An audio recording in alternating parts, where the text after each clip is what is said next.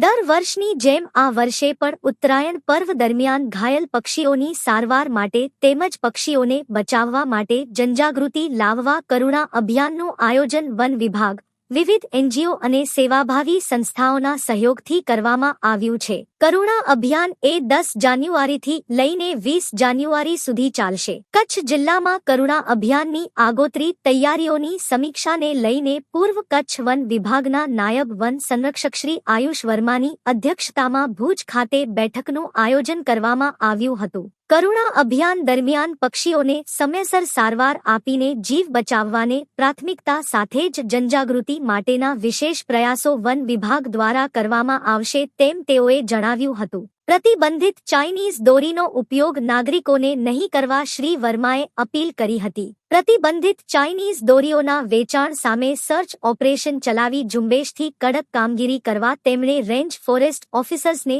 સૂચનાઓ આપી હતી.